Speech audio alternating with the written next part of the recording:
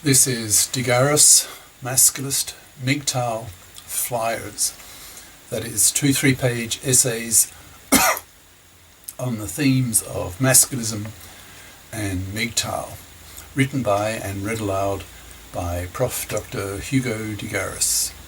This is flyer number 248, entitled Masculisting the Teachers.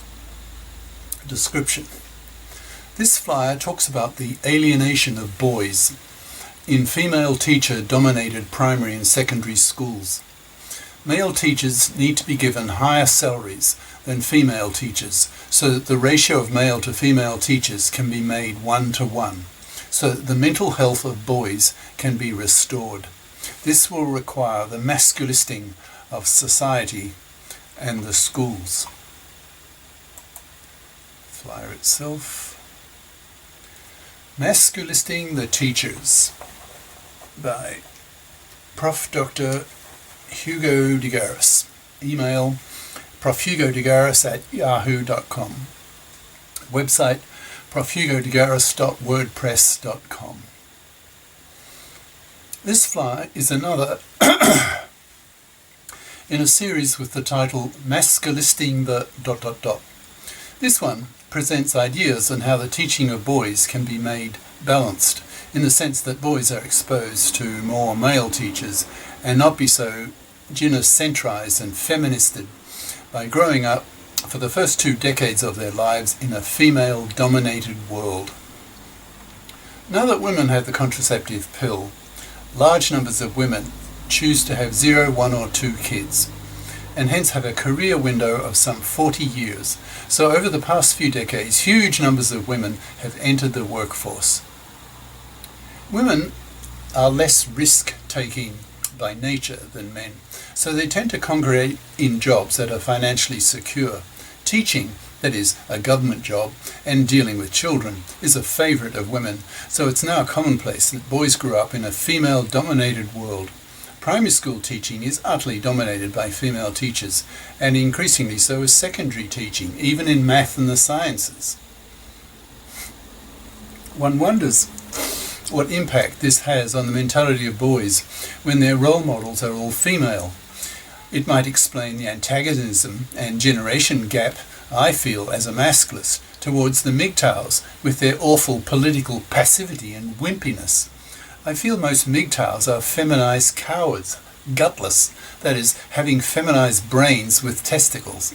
These MGTOW kids, half my age, strike me as coming from another planet, which in a sense they do, because they have been raised in schools from 1st to 12th grades by women, and that must surely have had an impact on them. To make an analogy, the so-called feral children, that is, raised by animals, did not learn to walk upright, but moved along on their 4 limbs, 2 legs and 2 arms, like monkeys. They did this because they never saw another creature walking upright, so it never occurred to them to stand up and walk. The idea never came into their heads. Similarly, when boys never have male teachers, they never get input from a teacher who has a male brain, who thinks, reasons and acts in a male manner. Surely that must influence these boys' thinking and behaviours. In my own case, admittedly, I had female teachers from my 1st to 5th grades, but from then on until 12th grade and for all my university years, I had male teachers who gave me role models on how to think in a male way, that is, logically, analytically, consistently, and particularly in a math and science way of thinking, since those were my 2 specialties. This femination of boys needs to stop. It is damaging males. Boys are being profoundly alienated at schools by a female-only environment that does not give them role models for boys' mental health. They feel constantly suffocated by a thinking style and by behaviours that are foreign to them, alien to them, that is, not them, that feels antagonistic to them.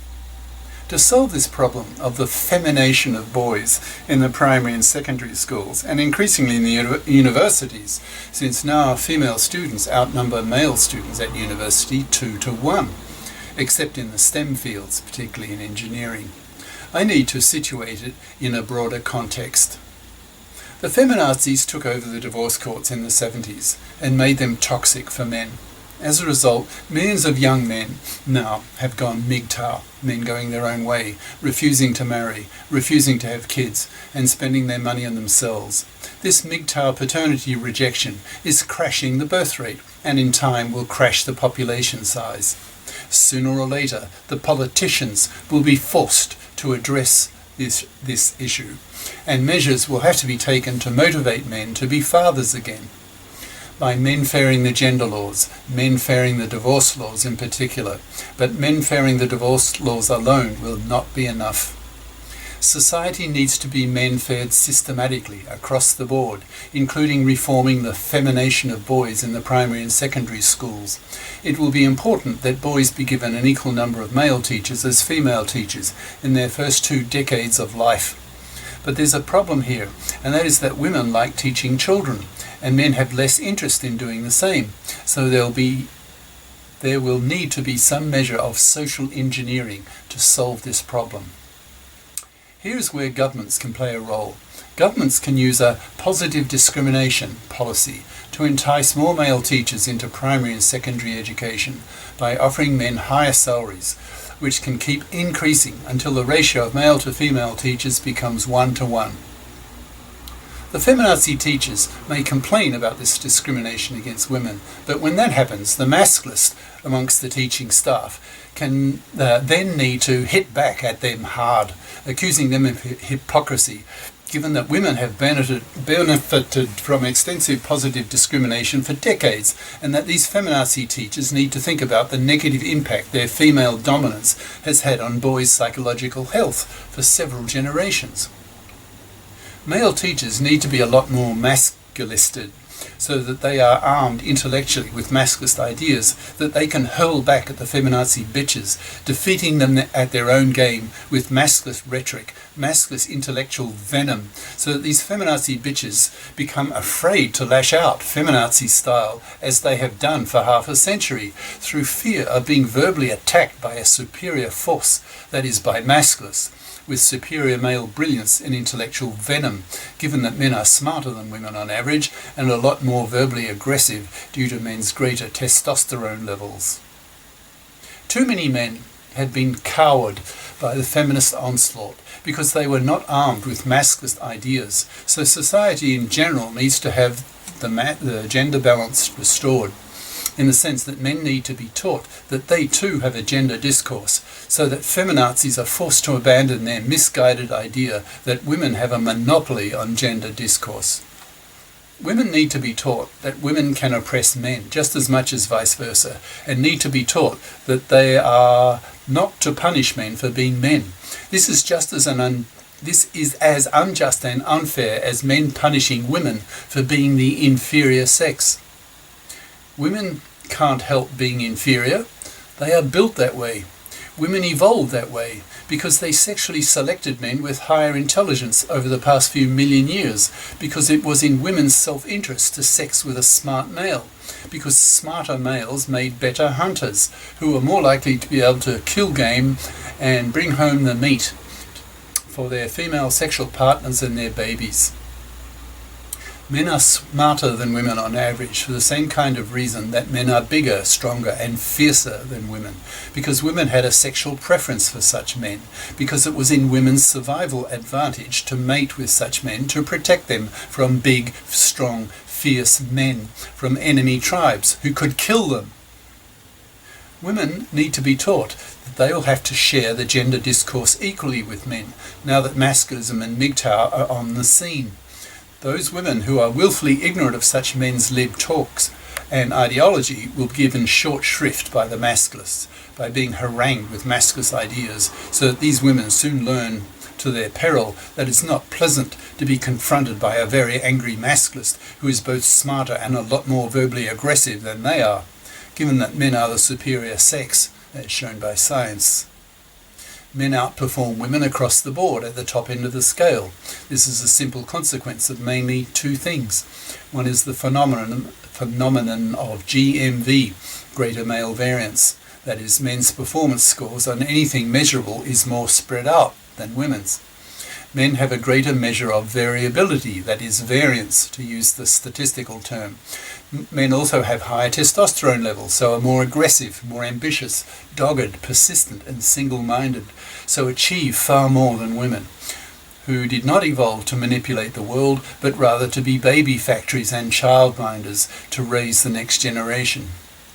So, as society becomes increasingly masculistic, women will become more sympathetic to boys' problems and be more accepting that something has to be done to create a balance in the number of male to female teachers, particularly in the early years of a boy's life. Hence the need for positive discrimination in terms of higher, perhaps much higher salaries for male teachers than female teachers.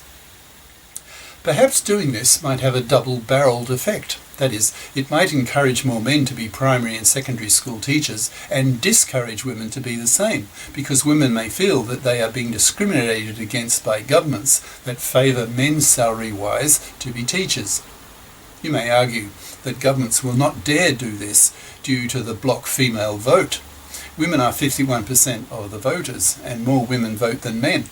This fact is the primary reason why apolitical, wimpy MGTOWs do not pursue political action against the feminazis, pushing for the men-fairing of the gender laws, and instead simply opt out of the culture, going their own way, not marrying, not being fathers, and spending their money on themselves. The way round this problem is to convert women into female masculists by teaching them masculist ideas, so that some women become sympathetic to men's gender issues and support men in their struggle to men-fair the gender laws. The other strategy masculists can use to cause more women to become female masculists is to scare them with babylessness by using MGTOW tactics in a political context, that is, tell women that the MGTOWs are causing them to be babyless due to the MGTOW paternity strike. If women want to have babies again, they will have to vote together with the men to force the gender politicians to men-fair the gender laws. Otherwise, men will continue to feel politically impotent and hence use the only option they have left to them, that is, to opt out by refusing marriage and paternity. So once there are large numbers of female masculists who have been taught masculist ideas by the masculists, the combined vote of men and female masculists will be enough to push the gender politicians to increase the salaries of male teachers to well above that of female teachers, so that the male/female teacher balance is attained. When boys can be taught equally by both male and female teachers, they will feel far less alienated and be happier. They will have role models they can identify with, who feel familiar in their thinking patterns to them, rather than be dominated by alien giants called women, who think differently, who are a different species, who don't have an unconscious intuitive understanding of what it is to have a male brain. Because these women, these female teachers, have a different brain that is wired up over millions of years to specialize in different tasks, who have different priorities, different values, who are just plain different, not the same, not comfortable, not male. Education needs to be radically reformed by bringing in far more male teachers. To achieve this goal, society will need to be socially engineered. Society will need to be masculisted to a degree far more than is currently the case. The masculists have a large job ahead of them. Masculists will have to do what the feminists did in the 60s and 70s, that is, feminist educated women and society into feminist ideas to achieve equal rights for women. Similarly, masculists need to educate men and society into masculist ideas to achieve equal rights for men. A balance between the levels of ideological pressure coming from the feminazis and from the masculinazis needs to be created, so that feminazis do not dare harangue men for being men, through fear of being out-harangued by smarter, fiercer masculists, and be blown away by superior male force, both intellectual and physical. Cheers. Prof. Dr. Hugo de Garis. Email profhugodegaris@yahoo.com. Website profhugodegaris.wordpress.com. YouTube channels De Garis, Masculist, MGTOW, Flyers, and De Garis Essays. Ciao.